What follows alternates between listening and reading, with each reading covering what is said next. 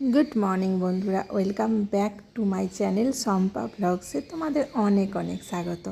কেমন আছো বন্ধুরা? নিশ্চয়ই ভালো আছো, আর আমরাও খুব ভালো আছি। তো চলে এলাম নতুন আর একটা ভিডিও নিয়ে তোমাদের সাথে গল্প করতে। আর দেখো, আমি আজকে বানিয়েছি আমের আচার। টক ঝাল মিষ্টি আমের আচার বানিয়েছি। তো এটা তো গরমকাল, আর এই সময় তো কাঁচা আমের আচার ভীষণ খাওয়া ভালো। আর গুড়, এটা চিনি না, সেই জন্য শরীরের পক্ষে ভালো। তো চলো কীভাবে বানিয়েছি তোমাদের দেখাই। এই যে এখানে আম নিয়েছি, এটা 2-4টে আরও আম ছিল, আমি এইটুকুই দেখিয়েছি তোমাদের, মানে মোট 1 কেজি আম আর কি। দেখো, আমগুলোকে ছাড়িয়ে নুন হলুদ মাখিয়ে অন্তত 2-3 ঘন্টা রোদে দিতে হবে বন্ধুরা। আমের যে জলটা থাকে না, ওই জলটা না বেরিয়ে যায়। জলটা বেরিয়ে গেলে আচারের পক্ষে ভালো। আমের আচারে আমরা দেখে এসেছি জল দেয় না, যারা দেয় জল না দিলে আচারটা অনেক দিন থাকে।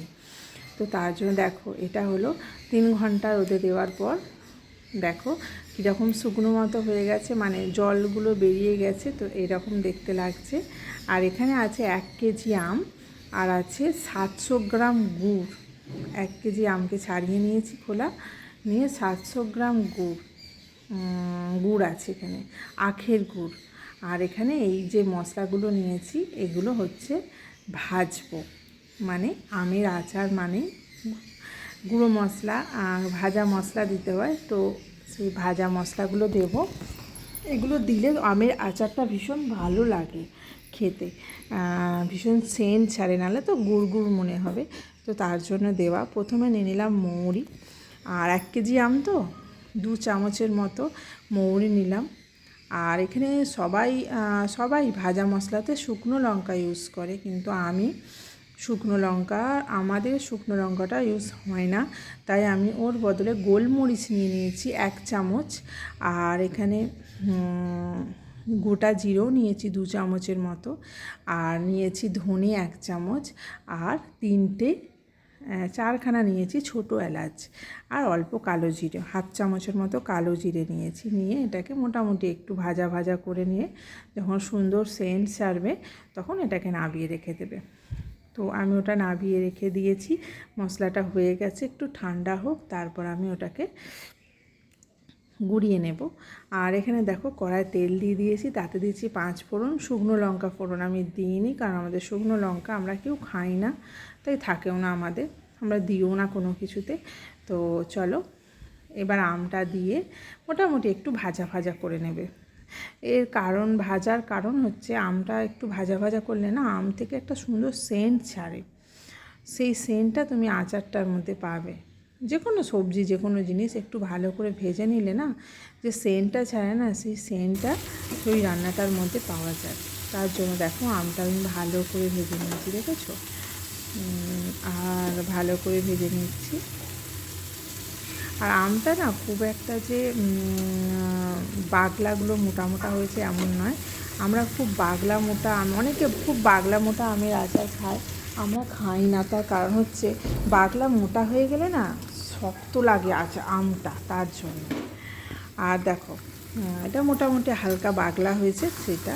আর আমটা তো হয়ে গেছে, তার মধ্যে গুড়টা দিয়ে দিলাম।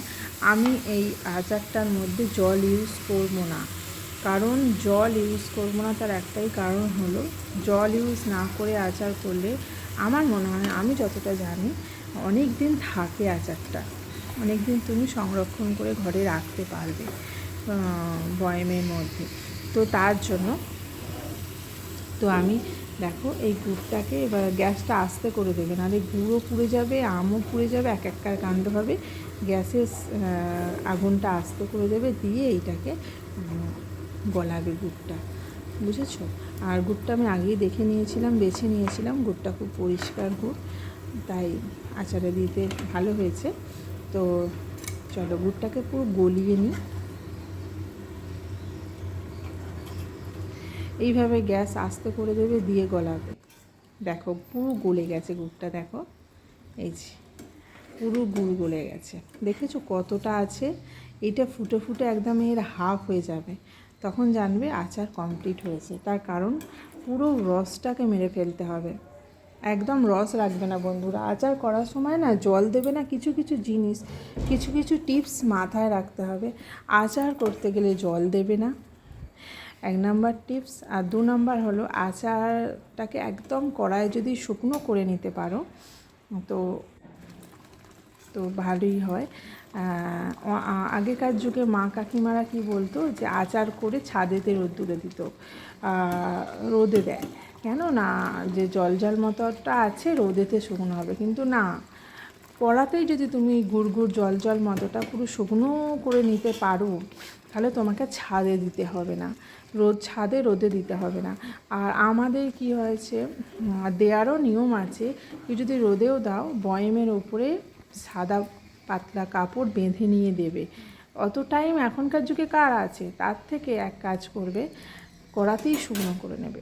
দেখো আমার পুরো কমপ্লিট হয়ে গেছে, আমি নামাবো। এবার দিলাম 1 চামচ বিট লবণ, আর দিলাম আমার করে রাখা ভাজা মশলাটার গুঁড়ো। বিট লবণটা অবশ্যই দেবে। আমি এখানে সেই আমেতে নুন হলুদ মাখিয়ে শুকনো করেছিলাম, তারপর আর নুন দিইনি।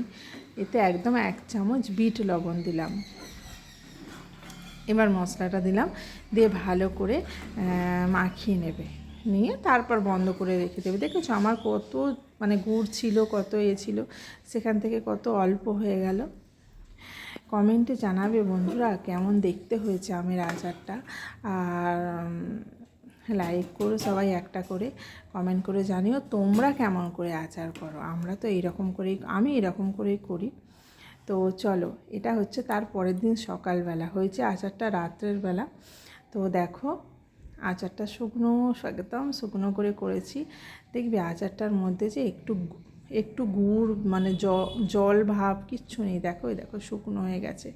এই আচারটা এবার তোমাকে রোদে দিতে হবে না, তুমি বয়মে করে রেখে দাও। হ্যাঁ, আচারের একটা নিয়ম আছে, আচার সবসময় ভালো কাপড়ে হাত দেবে, নোংরা কাপড়ে আচারে হাত দেবে না, জাতা কাপড়ে আচারে হাত দেবে না। এরকমভাবে সংরক্ষণ করলে আচারটা অনেক দিন থাকে। হ্যাঁ, দরকার হলে মাঝে মধ্যে কৌটোটা রোদে বসিয়ে দিতে পারো, তবে মুখে একটা পাতলা সাদা কাপড় বেঁধে রোদের মধ্যে বসিয়ে দেবে, কৌটোর ঢাকনা খুলে।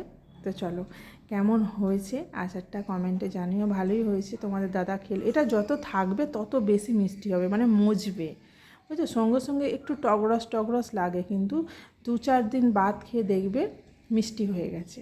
এটাকে একটু মজতে দিতে হয়। তো মশলার তো দারুণ সেন্ট উঠেছে, মশলাটা খুব ভালো করেই দেয়া আছে।